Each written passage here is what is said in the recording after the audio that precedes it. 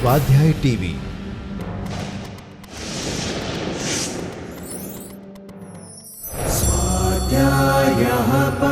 Doctor Baba Saheb Ambedkar open university.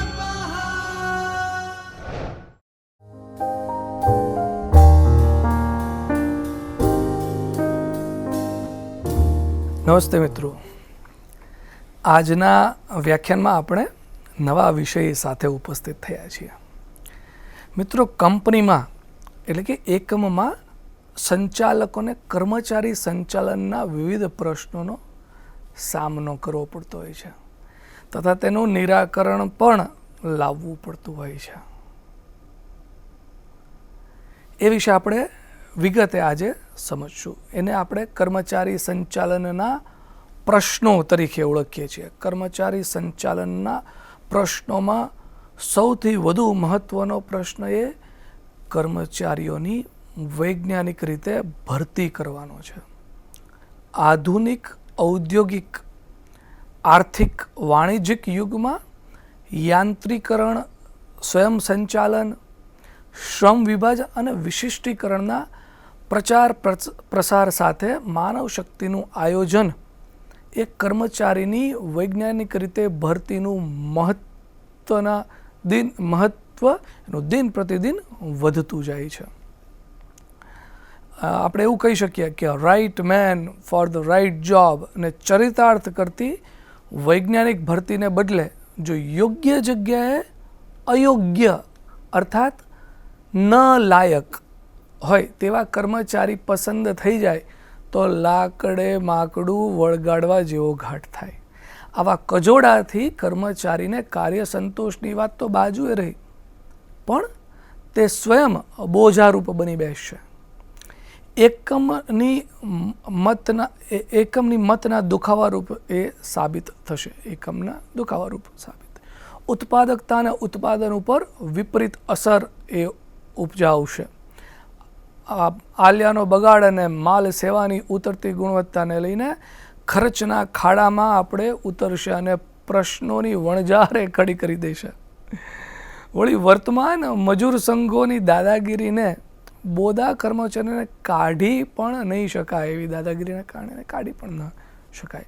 ફળ સ્વરૂપ આ નિરર્થક કસરત ભૌતિક તેમજ માનવ સંપત્તિના દુર્વ્યયમાં પરિણામશે એમ કહી શકીએ આપણે.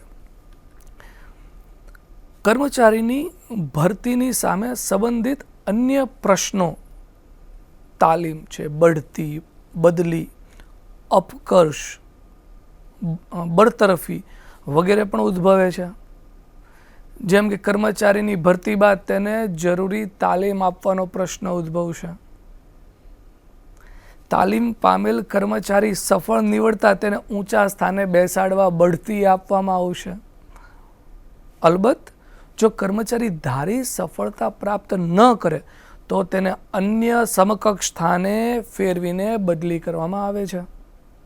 પણ જો કર્મચારી ઉતરતી કક્ષાનો સાબિત થાય તો તેને નીચા સ્થાને બેસાડી અપકર્ષ કરવામાં આવે છે અને છેલ્લે કર્મચારી દ્વારા અણઘડ વર્તન કે ગેરશિસ્ત આચરવામાં આવે તો તેને ઘેર બેસાડી દેવા રૂપ બરતરફ કરવામાં આવે છે.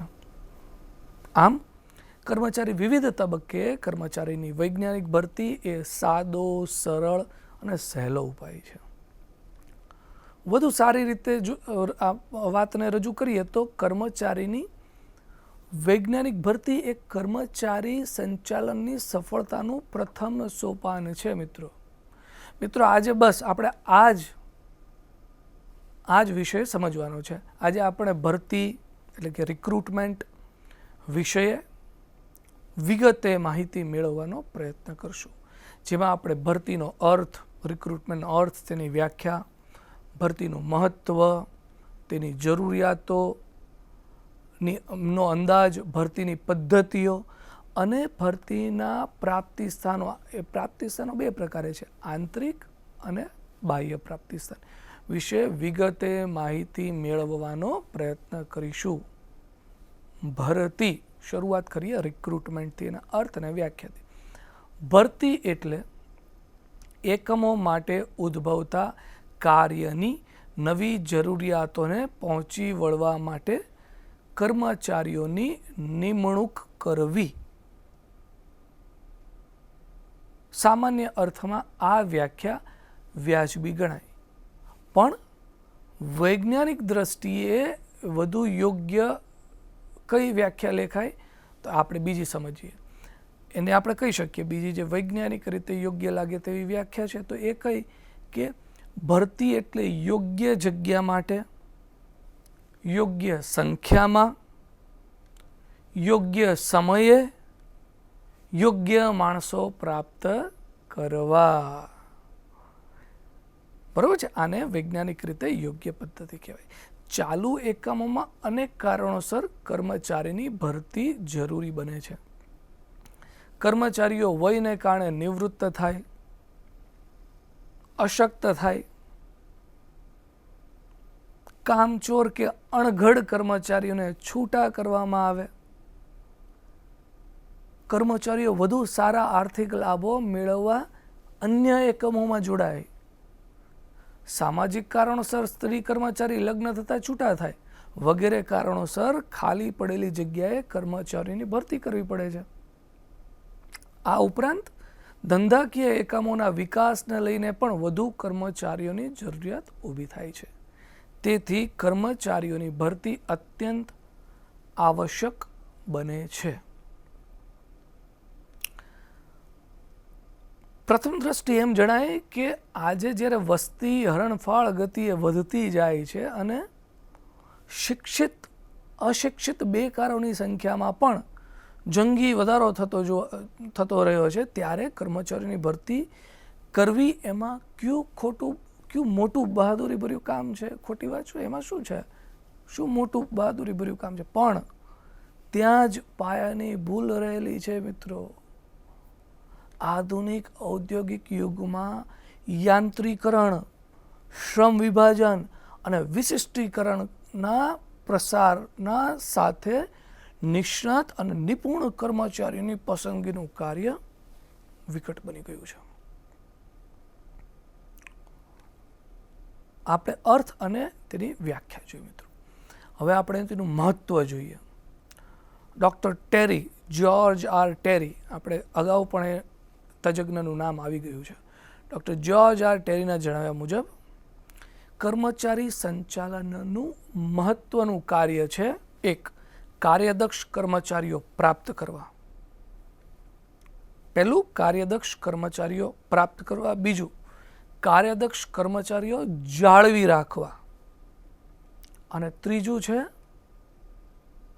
કર્મચારીઓની વ્યક્તિગત ઉત્પાદકતામાં વધારો કરવો. કર્મચારીની સફળતાનો આધાર કાર્યદક્ષ કર્મચારીઓની પ્રાપ્તિ અને જાળવણી ઉપર છે. એકમના કર્મચારી સંચાલનની શરૂઆત જે કર્મચારીની ભરતીથી થાય છે, તેથી શરૂઆતથી જ યોગ્ય વિચારણા અને આયોજનપૂર્વક કર્મચારીની ભરતી કરવામાં આવે તો કર્મચારી સંચાલનના અનેક પ્રશ્નો મૂળમાંથી ઉદ્ભવશે જ નહીં. The right man for right job સૂત્ર વૈજ્ઞાનિક ભરતીને કારણે સાર્થક બને છે. કર્મચારીને તેની યોગ્યતા અને રસ રુચિ અનુસાર કામ મળી શકે છે, તેથી તે પોતાના પ્રાણ રેડી કાર્ય કરવા પ્રેરાશે. આથી મહત્તમ કાર્ય સંતોષ પણ તેને પ્રાપ્ત થશે. ફળ સ્વરૂપે સિદ્ધિના શિખરે બિરાજી શકશે. આમ ભરતી એ માત્ર એકમને માટે જ નહીં, કર્મચારીઓને માટે પણ અમૂલ્ય વરદાનરૂપ નીવડે છે. જો કર્મચારીઓની ભરતી આડેધડ કરી દેવામાં આવશે તો કુશળ નાવિક વિનાના વહાણ જેવી એકમ જેવી દશા થાય, તેમાં કોઈ નવાઈ ન રહે મિત્રો. યોગ્ય ભરતીથી કર્મચારીની કાર્યદક્ષતામાં વધારો થશે, તાલીમ સરળ બનશે અને શિસ્ત જળવાઈ રહેશે. કર્મચારીની ભરતી ભૌતિક મૂડીની સામે માનવ મૂડી પૂરી પાડે છે. હવે આપણે કર્મચારી ભરતીનો અંદાજ એની વિશે થોડી માહિતી મેળવીએ.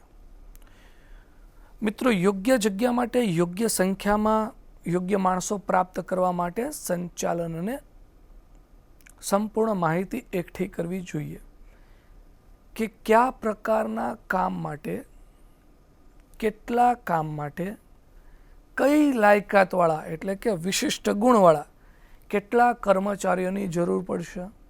કારણ કે જ્યાં સુધી પોતાની જરૂરિયાતોનો ચોક્કસ ખ્યાલ જ ન હોય ત્યાં સુધી યોગ્ય ભરતી કઈ રીતે થઈ શકે. સામાન્ય વ્યવહારમાં રોજિંદી ચીજ વસ્તુઓ ખરીદવા પણ આપણે આપણી જરૂરિયાત વિશે સ્પષ્ટ હોઈએ છીએ, જ્યારે આ તો માનવ મૂડી મેળવવાની બાબત છે મિત્રો. તે માટે તો વૈજ્ઞાનિક રીતે ચોકસાઈપૂર્વક અંદાજો પ્રાપ્ત કરીને જ આગળ વધવું જોઈએ.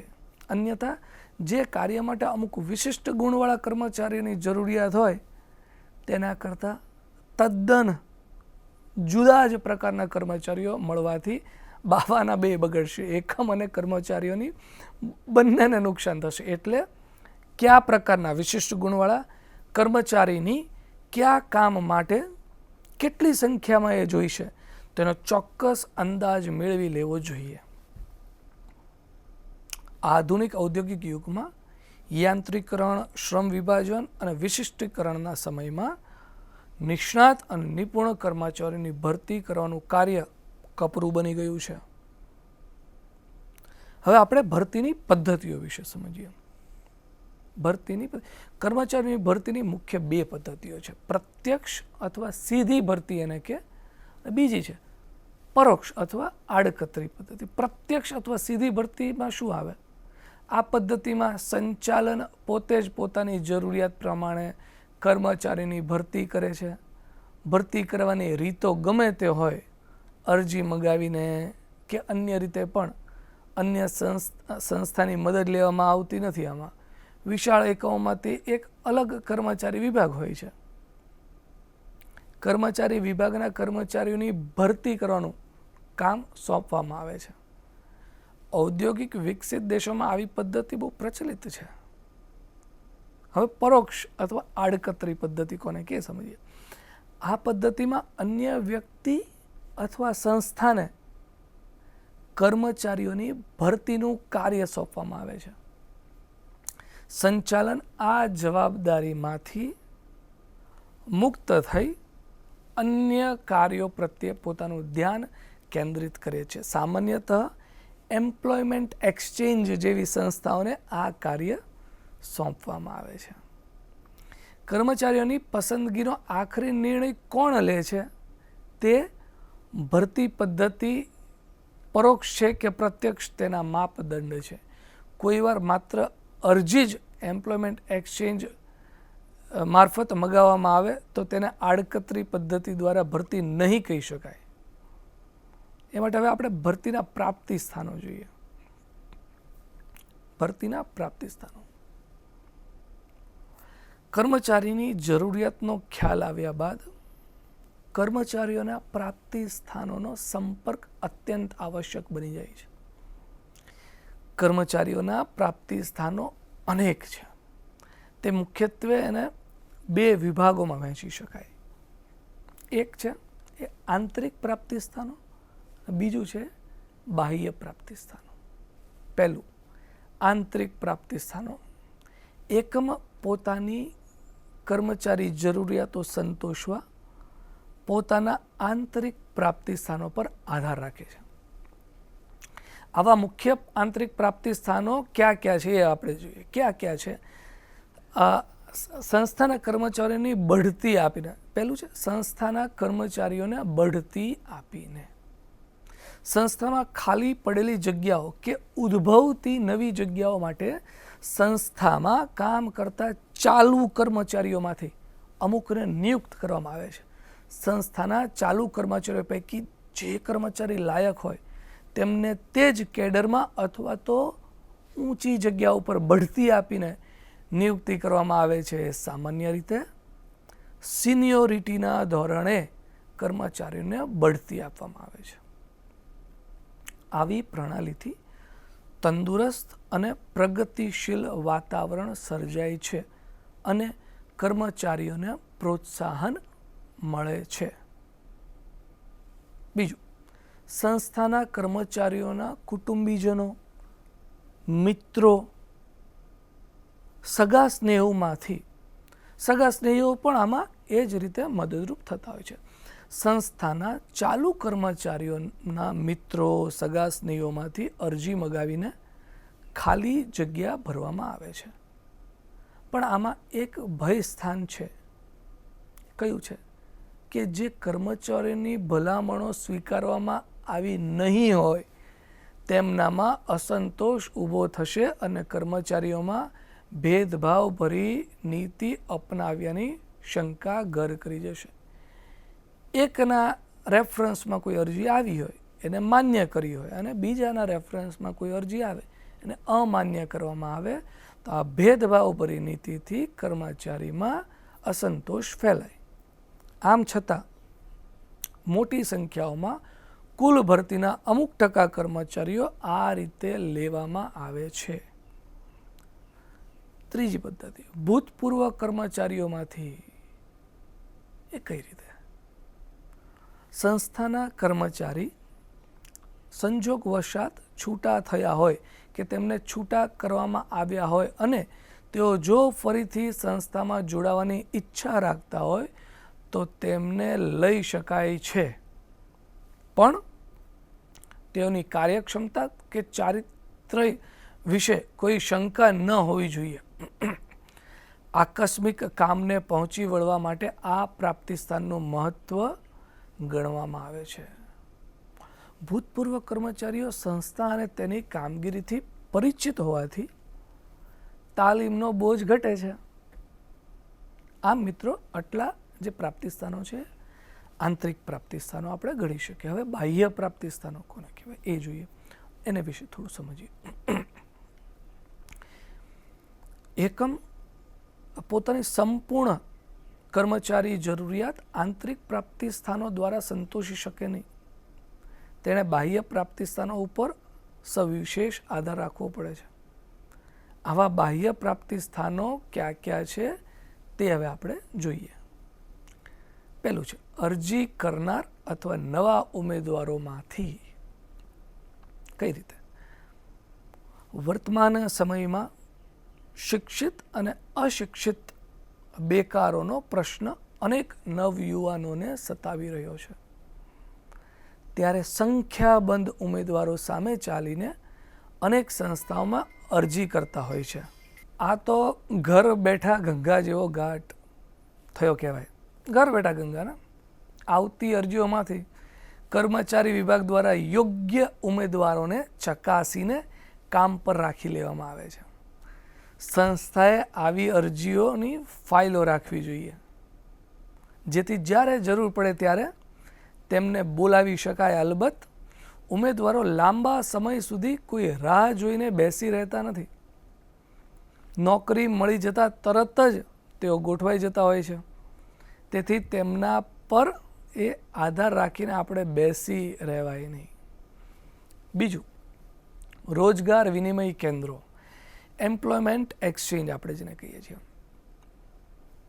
બેકારીની સમસ્યાના નિવારણ માટે જાહેર રોજગાર વિનિમય કેન્દ્રો સારી સેવા આપે છે. રોજગાર વિનિમય ઉમેદવારો વિગતવાર એમાં માહિતી આપે છે, તેમજ ખાલી જગ્યાઓ માટેની માહિતી તેઓ મેળવે છે અને આ રીતે લાયક ઉમેદવારોને નોકરી શોધી આપવામાં અને સંસ્થાને લાયક કર્મચારીઓ મેળવી આપવામાં સહાયરૂપ બને છે અને કડીરૂપ સ્થાને ભોગવે છે.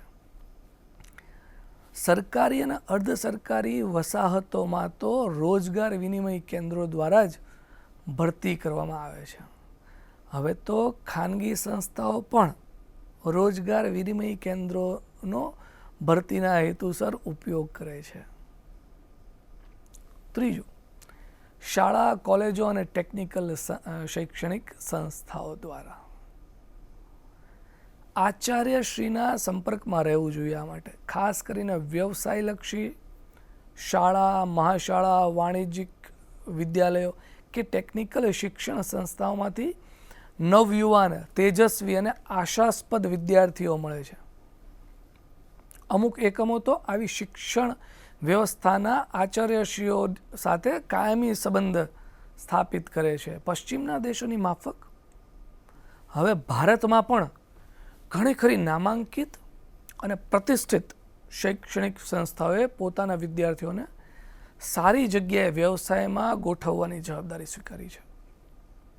ભારતીય મેનેજમેન્ટ ઇન્સ્ટિટ્યૂટ, ટેકનિકલ ઇન્સ્ટિટ્યૂટ અને પ્રતિષ્ઠિત અને ઉચ્ચ શૈક્ષણિક સંસ્થાઓ આવી જવાબદારીઓ એમણે સ્વીકારી છે.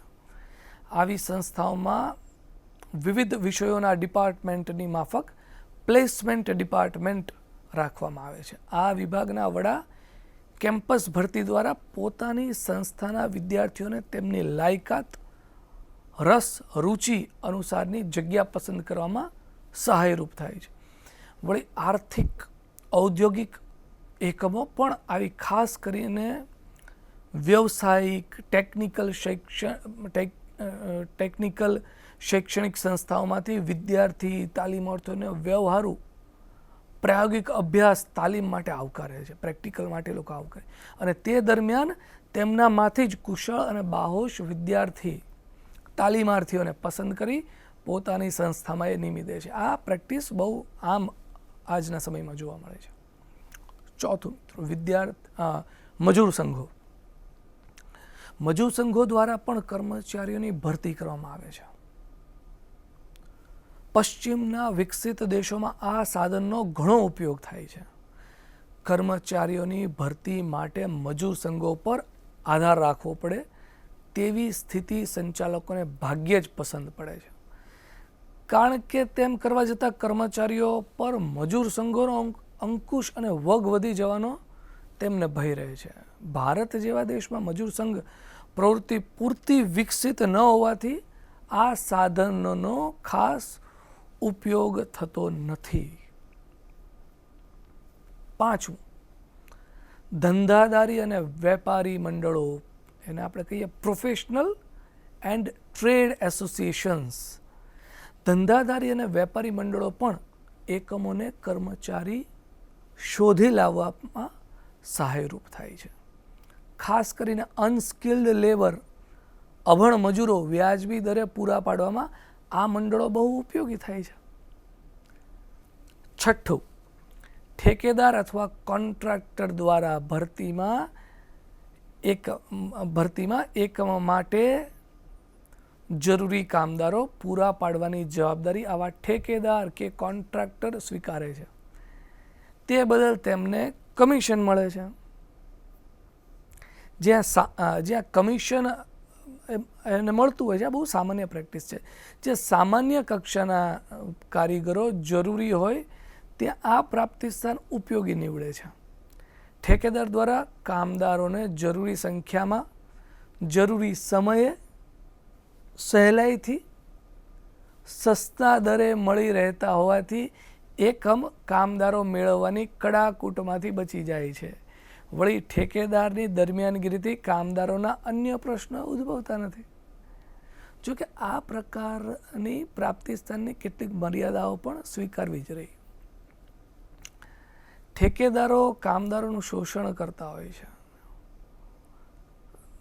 કવચિત સ્ત્રી કામદારો સાથે તેમના વાણી વ્યવહાર પણ શોભાસ્પદ હોતા નથી. તદુપરાંત સંસ્થા કામદારોની ભરતી માટે સ્વતંત્ર રહી શકતી નથી. એ પણ એક છે.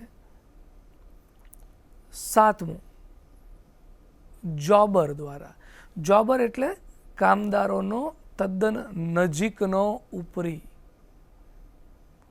એકમના યાંત્રિક વિભાગમાં કામદારો ઉપર દેખરેખ રાખવાનું, માર્ગદર્શન આપવાનું કામ જોબર કરે છે.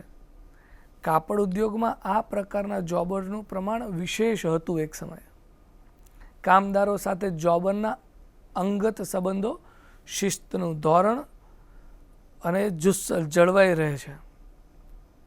શરૂઆતમાં જ્યારે વિદેશી અમલદારોનું પ્રમાણ વધુ હતું તે સમયે તેઓ ભારતીય સ્થાનિક કામદારોની ખાસિયતોથી અજાણ હોવાથી અને તેમને આવી ફાવટ પણ ન હોવાથી આ પ્રકારની મધ્યસ્થી તેમને બહુ ઉપયોગી થઈ પડતી. ઠેકેદાર માફક જોબર દ્વારા પણ કામદારોના શોષણની ફરિયાદ તો રહેતી જ. અલબત્ત હવે આ પ્રાપ્તિ સ્થાનનું મહત્વ નામશેષ થઈ ગયું છે. મિત્રો, 8મું શું? વર્તમાન પત્રોમાં જાહેરાત આપીને જ્યાં સુધી આ બધા જ સાધનો દ્વારા કર્મચારી મળી રહેતા હોય ત્યાં સુધી એકમો જાહેર ખબર આપવાનું ઓછું પસંદ કરે છે. ખાસ કરીને નવા સ્થપાતા કે બહુ પ્રચલિત ન હોય તેવા એકમો વર્તમાનપત્રો કે સામયિક દ્વારા જાહેરાત આપે છે. એની જાહેરાત આપી અરજીઓ મગાવી યોગ્ય પસંદગી કરી કર્મચારીની ભરતી કરે છે. કોઈ વાર જાણીતા સદ્ધર એકમો લાગવક કે અન્ય ગેરરીતિઓમાંથી બચવા માટે બોક્સ નંબરથી જાહેરાત આપે છે. પોસ્ટ બોક્સ આ પર એનો જવાબ કરો એવું લખતા હોય છે.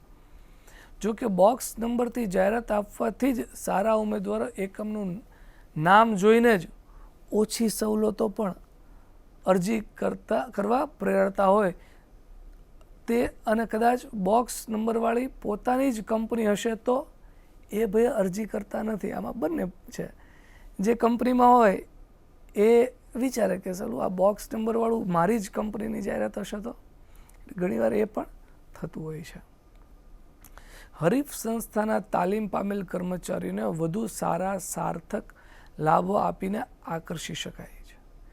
આ ઉપરાંત એકમની ઓફિસ કે કારખાનાઓને દરવાજે કામદાર જોઈએ છે વોન્ટેડના પાટિયા મૂકીને કામદારોની ભરતી કરી શકાય. સામાન્ય રીતે અનસ્કિલ લેબર, અભણ મજૂરો આ રીતે મેળવી શકાય છે. મિત્રો, આ પ્રાપ્તિ સ્થાનોમાંથી અમુક સાધન દ્વારા જ કર્મચારીઓની ભરતી કરવી તે ચોક્કસ રીતે નહીં કહી શકાય. આ બધા જ પ્રાપ્તિ સ્થાનોમાંથી પણ પ્રત્યેક એકમે પોતાની રીતે અનુકૂળ સાધન દ્વારા કર્મચારીઓની ભરતી મેળવી તેમની પસંદગી અને નિમણૂક કરવી જોઈએ.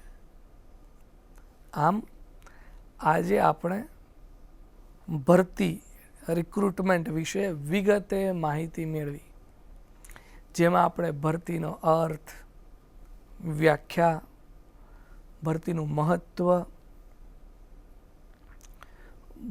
ભરતીની જરૂરિયાતનો અંદાજ, ભરતીની પદ્ધતિઓ અને ભરતીના પ્રાપ્તિ સ્થાનો, આંતરિક પ્રાપ્તિ સ્થાન અને બાહ્ય પ્રાપ્તિ સ્થાન.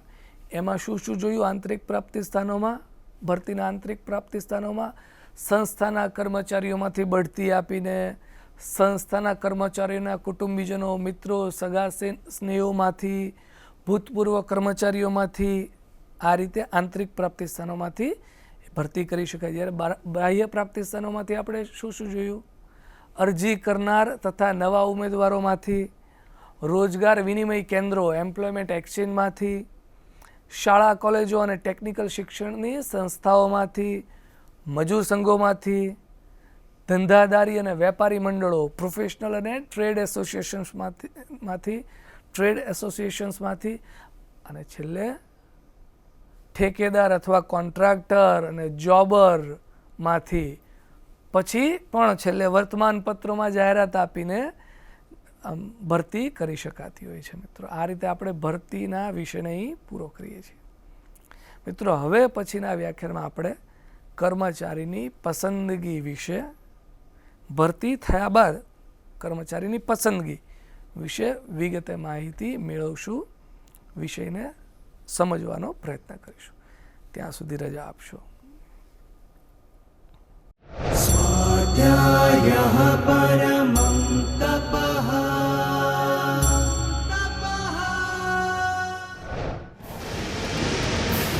સ્વાધ્યાય ટીવી